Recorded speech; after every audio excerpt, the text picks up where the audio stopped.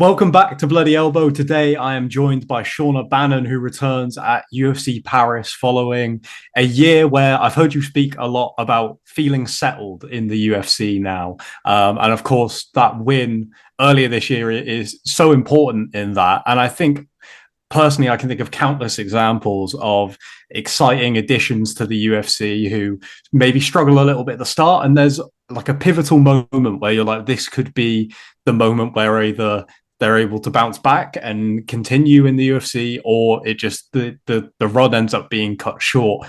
And I think we saw that in that fight. You bounced back from the adversity, got the submission win, showed a different side to your game that we haven't seen. Like in terms of checking a lot of boxes, I'm sure that was a very satisfying win for you. Yeah, 100%. Like we didn't plan on getting dropped. Yeah. But I think it made the fight a little bit more exciting for the fans. So, do you know what I mean? I planned on taking her down and maybe submitting her, but look, it is what it is. And I think coming back from that adversity is something that kind of, I suppose, every fight you learn so much.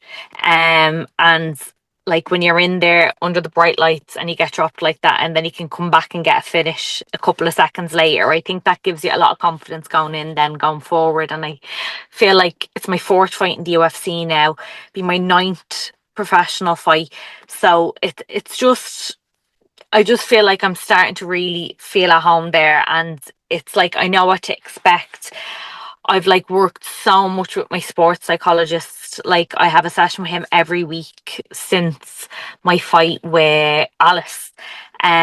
So like I really feel like I'm growing as well. And I'm so excited to get out there. I know it's going to be a war. I know Sam is a tough opponent. But I'm ready to rob her ranking and take a next step up.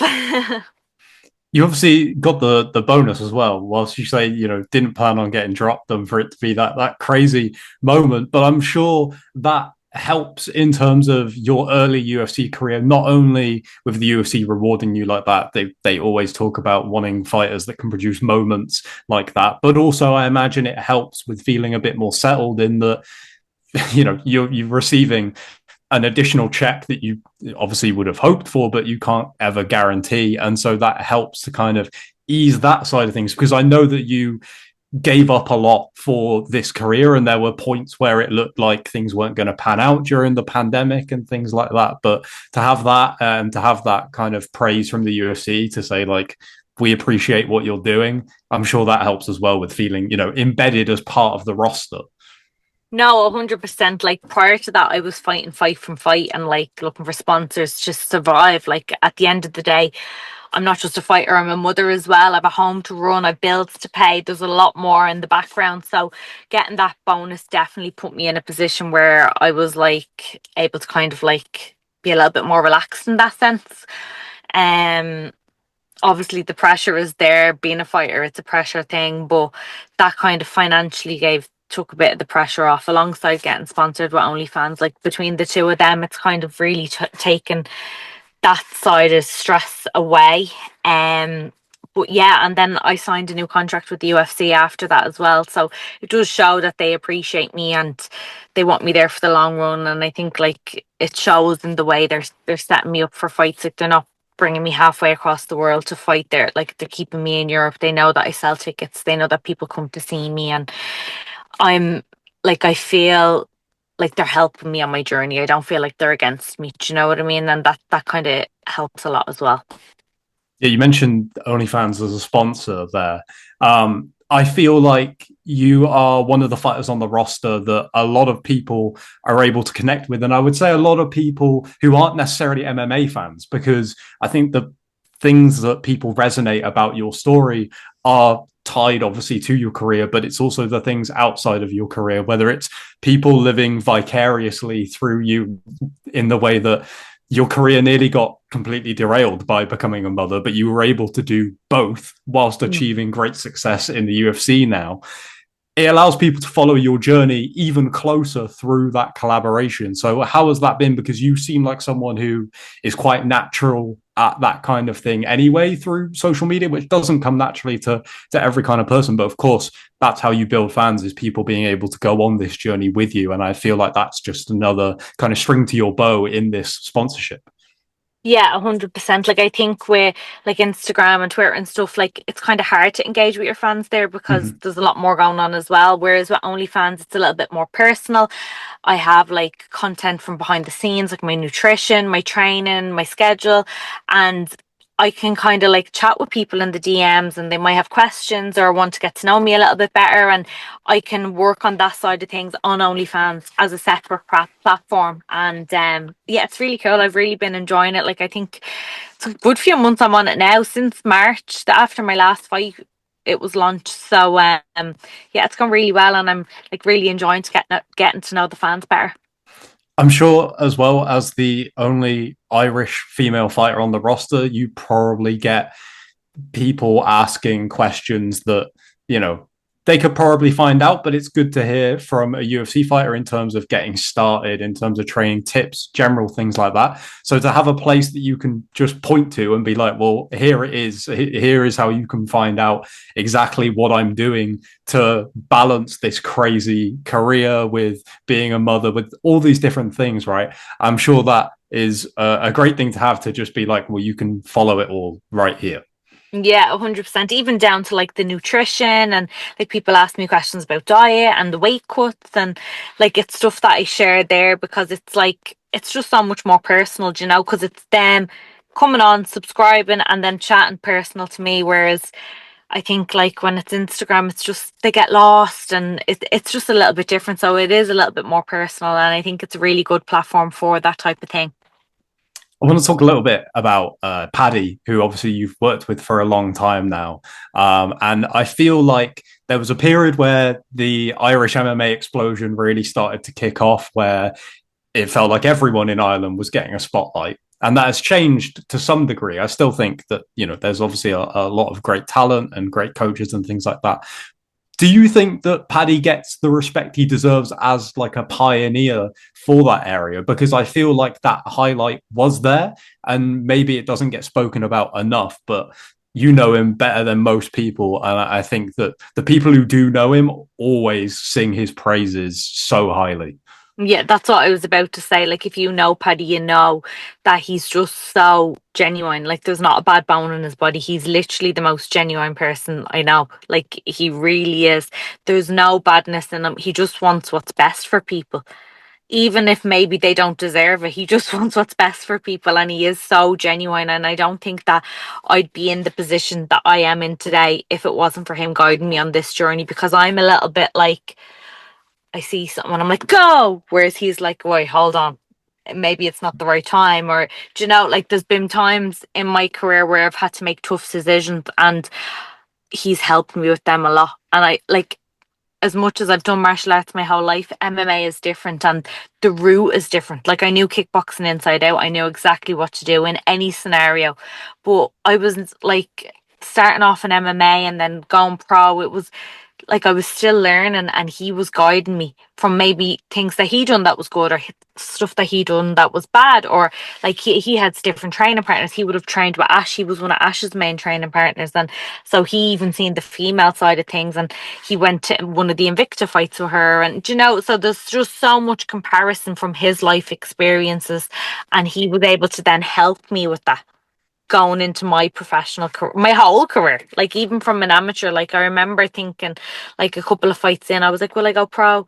And he was like, "No, we'll keep it a few more." And then like I felt pregnant, and then I was like, "Right."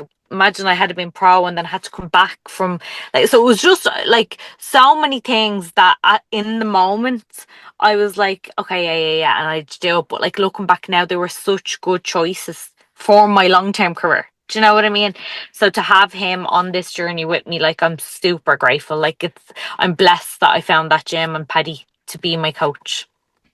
Yeah. I wanted to reference a couple of fights that you had before turning pro against two fighters that, I mean, one of them is one of the biggest names in MMA right now, in Dakota Ditcheva, and Chanel Dyer, who I think has the potential to join her in that category. What was it like to come up against those two women, both incredible strikers like yourself?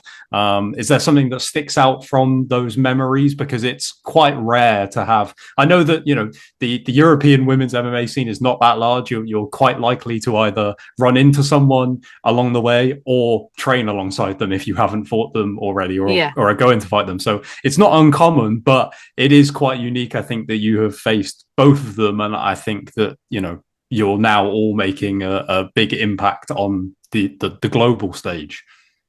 Yeah, so I think with the Dakota fight, I was obviously pregnant on Jace and I didn't know. So my weight cut for that was crazy. Like I just wasn't sweating. Obviously Jace was like, give me the liquid. And so that weight cut was a bit of a disaster, which then I felt like my refuel was a bit of a disaster because I remember when I weighed in, I was like point 0.3 over, and like I was like, right, I'll get back in the sauna because it was for the belt. So if I didn't make the weight, it wasn't for the belt. So I was like, I'll get back in the sauna, and that point 0.3 took so long to come off. It was crazy. So when I weighed in, I just had no energy, and I slept for like hours, but I didn't refuel. And then I obviously fought the next day. I only found out on the day that was 5 rounds. I thought it was 3 and then it was 5 because in Ireland, if it's a belt, you only fight for 3 rounds, but in the UK, it's 5. So I only found out. But, anyways, yeah, I don't know. Like in that fight, I feel like I didn't give it my all. It went to the decision and she won majority decision, but I just felt so flat in that fight. And I definitely remember her leg kicks were sore. My leg was huge after the fight. And then with the Chanel fight, like, I just remember her being like a Duracell bunny and like really good strike. And I remember I dropped her with the head kick and then I went like on top for a ground and pound and I think that brought her back to life again and she just rose from the dead. And I was like, what do I have to do to put this girl away? And then I think it was the last round I took her down and I ended up finishing her with the ground and pound. But like she's so tough and like she's young as well, like she has a really bright future ahead of her. She's actually fighting on the Contender Series, I think, next week, isn't she? Yeah. Yeah, so yeah. I'd imagine she'll get a contract. Like she's doing really well. Um, Unfortunate. She was supposed to fight in the finals of PFL last year, and something happened or something. That was very unfortunate. I remember being like, "Oh my god, no way!" Because I just assumed she was going to win it from the very start. Because it was like when you looked at the everyone else in the division, I was like, she's just miles ahead. So look, but everything obviously happens for a reason. Like she's now in the Contender Series, and then she can make the run in the UFC. Do you know what I mean? Yeah, absolutely. We have the benefit of the timing of this interview being just after, well, the day before, some big fights were announced, and a Yeah. couple that I'm sure you're going to be particularly interested in. For a start, there's going to be a new champion in your weight class, which I didn't expect necessarily to be the case, but we're going to have Verna Jandaroba facing Mackenzie Dern in a rematch, I believe, for the vacant title. How do you see that one going down? Because I think it. I know that Zhang said that she would be vacating the title if she did move up, but it still kind of came as a surprise. Yeah. But always exciting to have a new champion. No, 100%. And I think it kind of spices up the division as well. Do you know what I mean? And I think it shows that there's an opportunity. Like, Mackenzie is ranked 5, isn't she? So, like, to show that, like, once you're in that top 5, 6 range, like, you could be fighting for the belt. And, like, I'm not a million miles away from that. So, it gives me that hope. Like, this next fight then pushes me up in the rankings again. And then after that, I could be in the top 15. And it's closer than you think. Do you know what I mean? And the opportunities arise out of nowhere because you just don't know what's going to happen. Like an MMA fight, you never know what's going to happen in it. It literally can switch like that. And so can the divisions and so can the champions and so can everybody moving up. So yeah, it just kind of, I think it spices up things a little bit and it makes it so exciting. And the Weili fight as well, with Valentina, that's exciting. Because you know what? I always thought Valentina was a lot bigger than she is. But when I met her in Thailand, I was like, she's actually not that big. Like, she could Hmm. probably be a strawweight. Hmm. Like, when I was looking at her, I was like, you could definitely make strawweight in my head. So, like, I don't even think there'd be that much between her and Whaley size wise. Yeah, I Like, mean there's it. definitely bigger flyweights. Yeah, I mean it's crazy that Valentina used to fight bantamweight just because Yeah. there wasn't a flyweight division at the time. But Yeah.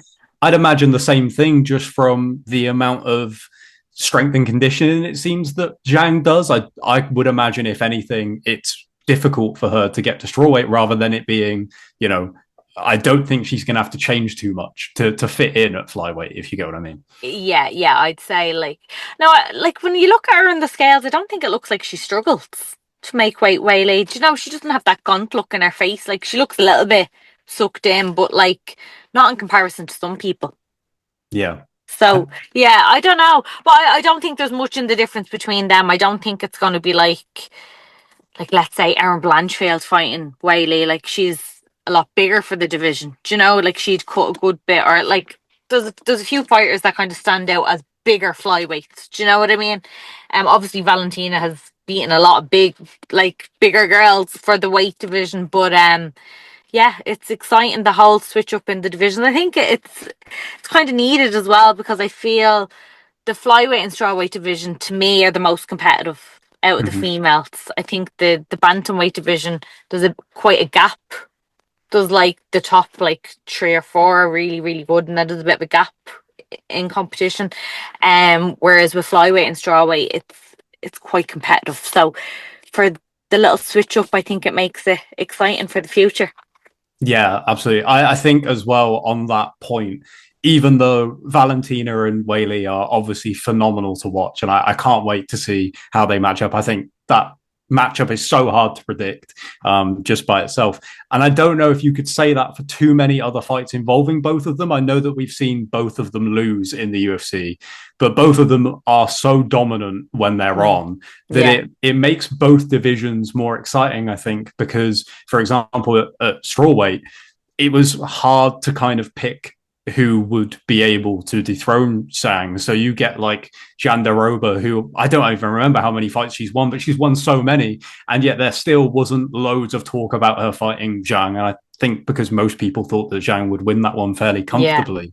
But like you said, with the fact that Mackenzie Dern is getting a title shot now and she's the number 5 ranked person in the division, it opens up so many new questions, because I would imagine there will be a lot of people in the strawweight division who think I could probably get in that. Like, this is suddenly wide open. Whereas when Zhang is there, it's like I don't know who's going to be able to remove her from that spot until she removes herself and moves up.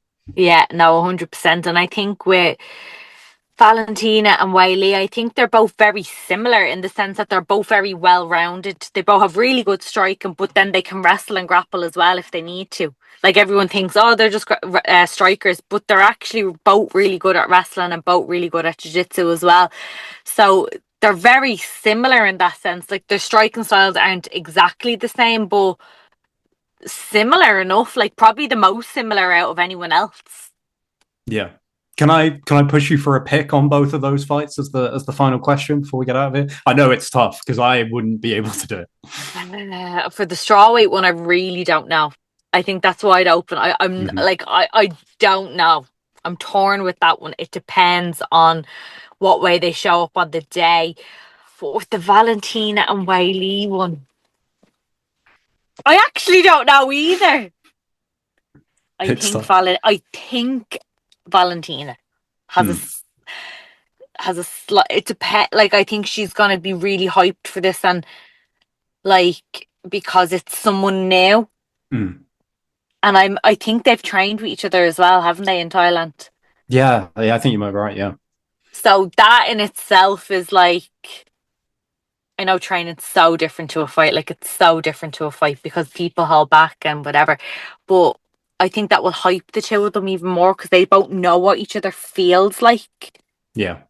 So I think I think slightly Valentina, but it could go either way.